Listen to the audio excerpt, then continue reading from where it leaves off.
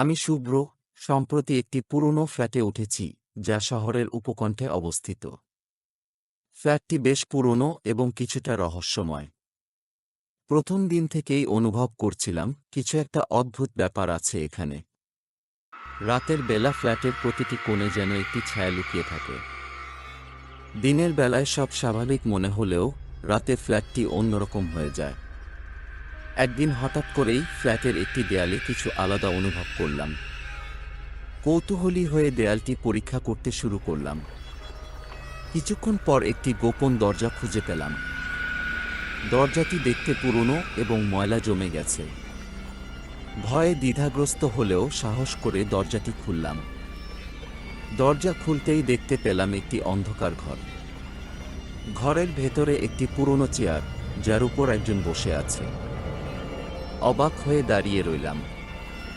চেয়ারে বসে থাকা লোকটি আমার মৃত দাদা, যাকে ছোটবেলায় হারিয়েছিলাম। দাদার মৃত্যু হয়েছিল রহস্যজনকভাবে, এবং সেই ঘটনা আমাকে সারা জীবন আতঙ্কিত করে রেখেছিল। চিৎকার করে উঠলাম, তুমি এখানে কিভাবে? তুমি তো মারা গেছো। দাদা মৃদু হাসল এবং বলল, আমার অমরত্বের রহস্য এখানেই লুকিয়ে আছে, শুভ্র। কিছুক্ষণ চুপচাপ দাঁড়িয়ে রইলাম। তারপর ধীরে ধীরে ঘরে প্রবেশ করলাম। ঘরটির ভেতরে বিভিন্ন পুরনো জিনিসপত্র এবং কাগজপত্র ছড়ানো। দাদা আমাকে একটি পুরনো ডায়েরি দেখালো। ডায়েরিটি খুলতেই জানতে পারলাম দাদার অমরত্বের রহস্য এবং তার মৃত্যুর প্রকৃত ঘটনা। ডায়েরিতে লেখা ছিল, আমি একটি প্রাচীন মন্ত্র পেয়েছিলাম যা আমাকে অমর করে তুলতে পারত। কিন্তু মন্ত্রটি উচ্চারণ করতেই বুঝতে পারলাম যে মন্ত্রটি কোনো অমরত্ব লাভের নয়, বরং মন্ত্রটি কালো জাদুর। তাই আমার আত্মা এই ঘরে আটকে আছে। তোমাকে ডায়েরির পৃষ্ঠাটার নিচে থাকা মন্ত্রটি পড়তে হবে, যাতে আমি মুক্তি পেতে পারি। ভয় পেয়ে গেলাম। ভাবলাম, আমি কি পারবো এই মন্ত্রটি সম্পন্ন করতে? তবুও ধীরে ধীরে মন্ত্রটি পড়তে শুরু করলাম। ঘরের বাতাস হঠাৎ ভারী হয়ে উঠল। দেওয়ালে থাকা ছবিগুলো ঝুলতে লাগল, জানালার কাচ ভাঙতে শুরু করল। সমস্ত সাহস জড়ো করে মন্ত্রটি সম্পূর্ণ করলাম। এক মুহূর্তের জন্য সবকিছু স্থির হয়ে গেল। হঠাৎ দাদা মৃদু হাসল এবং বলল, তুমি আমাকে মুক্তি দিয়েছ, শুভ্র। আমি শান্তিতে চলে যাচ্ছি। দেখলাম দাদার চেহারা ধীরে ধীরে অদৃশ্য হয়ে যাচ্ছে। দাদার আত্মা মুক্তি পেল এবং ঘরটি স্বাভাবিক অবস্থায় ফিরে এলো। অনুভব করলাম যেন একটি বিশাল ভার আমার বুক থেকে নেমে গেছে।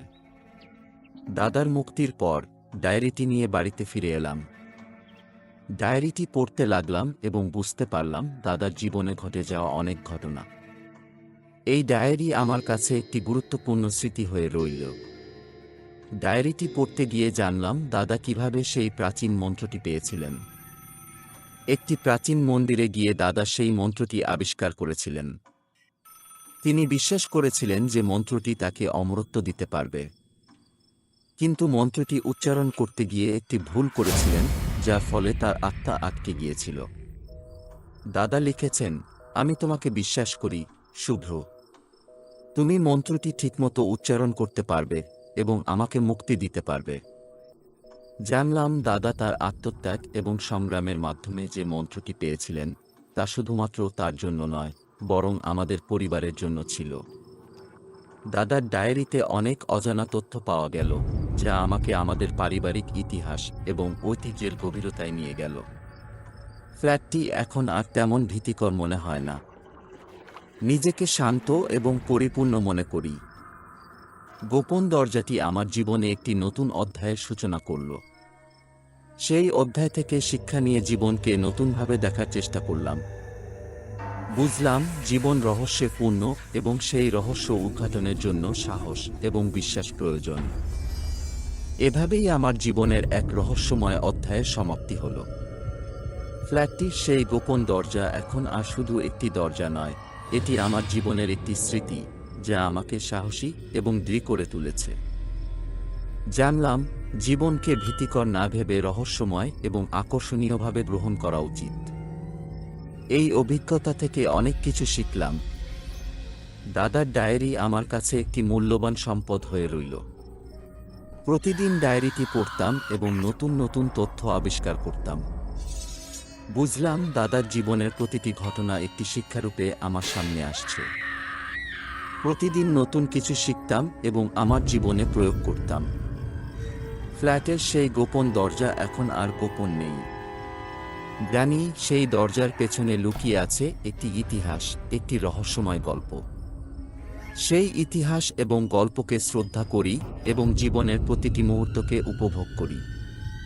এভাবেই আমার জীবনের এক রহস্যময় অধ্যায়ের সমাপ্তি হল। জীবনকে ভীতিকর না ভেবে রহস্যময় এবং আকর্ষণীয়ভাবে গ্রহণ করা উচিত।